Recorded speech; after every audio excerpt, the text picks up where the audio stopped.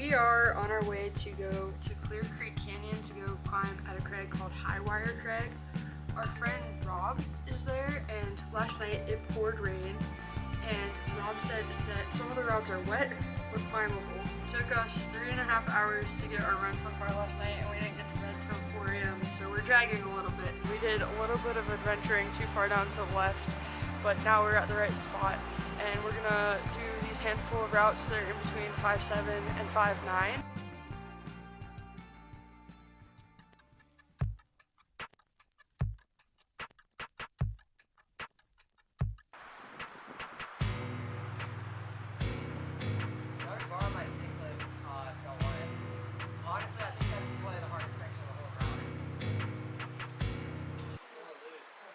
And now for a game of hope that Jed gets to the second bolt without falling on this spinner.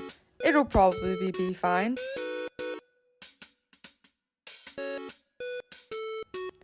Jed got through the moves easily and managed to clip the second bolt no problem, finishing out the route for the descent.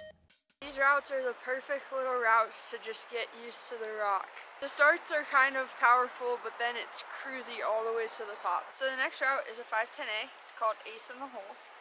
Got my send licorice, and we're gonna send it. Okay, so they said in the comments that if you stay under the first 3 bolts, it's way easier than if you go up on the face.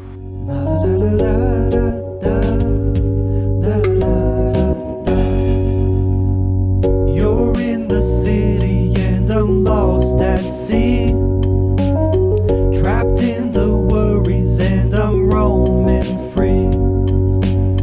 Here it don't matter if you're best you'll be, so won't you do the honors and get lost with me? Today we are headed back to Clear Creek Canyon. Our plan is to climb this multi-pitch. It's 5 pitches and it's called Black Gold. To get to Black Gold, you hop the guardrail and cross over the river, walking alongside till you come to the bottom of the first pitch. If Jed and I managed to climb this 400-foot route, it would be our tallest yet. I geared up and began climbing. But then... What? Okay.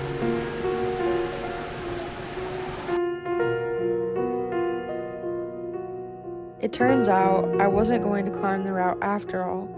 It turns out, well, just that we were on the wrong route. Let's freaking go. Pitch 1, climb up and left, then follow some small left-facing corners. Every hold on this route was a true jug, so the climbing itself wasn't hard. We don't get the opportunity to multi-pitch often, so the first couple pitches whenever we get to are always a bit slower as I remember how to build anchors and manage the rope. Pitch 2, pass a second black overhang to climber's left, move back right above the overhang, continue up the bolt line. Staying left of the bolts is easier. Avoid the 2 huge boulders on the right here as they might not be attached. Pull through the bulge to the belay.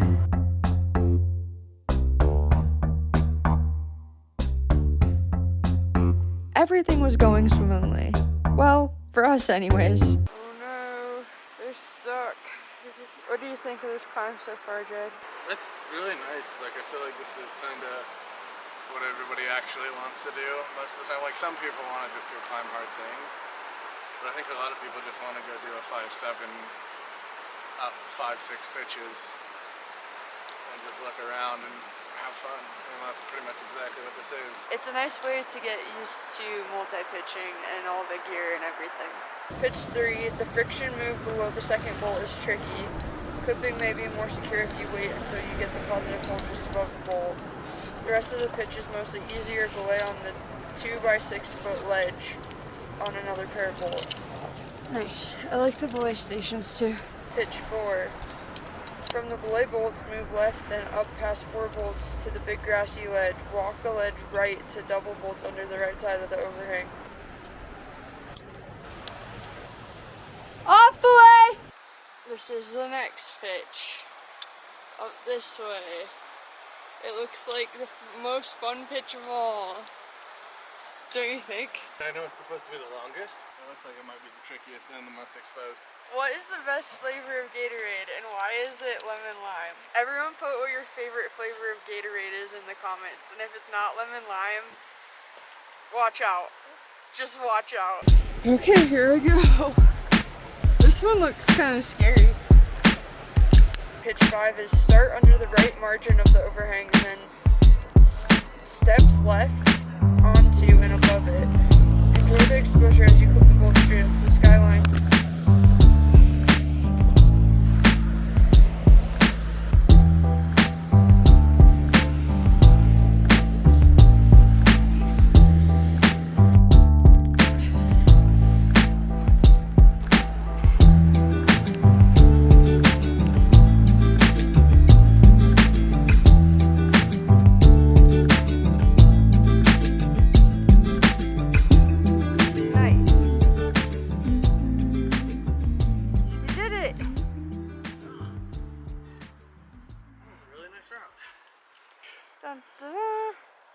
Chill the whole way. On the walk off of the route, we saw this dude highlining. Look at him.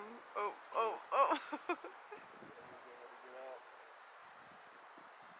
Oh, it looks so precarious. No! Come on! All day we thought my sandwich was missing. It's smushed, but we found it. From the recommendation of someone on Instagram, we are now at the Canal Zone, and we're looking for a route called Made in the Shade, which is supposed to be a super tall 5'9". It's actually 125 feet, and people say that a 70-meter rope will or will not reach the ground depending on who you are. But at any rate, we have a 70-meter rope. We're gonna see if it'll reach the ground and if we can even get on the route.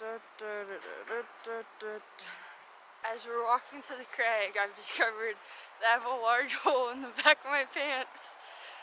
Love that. And this is why it's called Canal Zone. When we got to the crag, there were a few people on the route that we wanted. But don't worry, we had a backup plan. Now we're gonna do a climb that's a 5'10" called Gondolier Arete.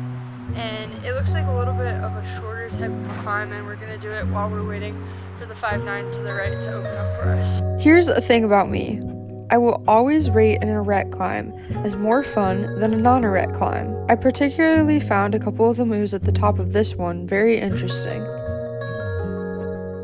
After we got done on Gondolier Arete, Made in the Shade was clear, so we both hopped on it.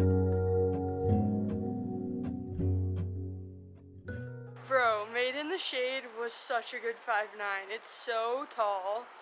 And all the holds are good. It's a really fun route. I really liked it. And as for how much rope is left on a 70-meter rope, we had this much rope left on our 70-meter.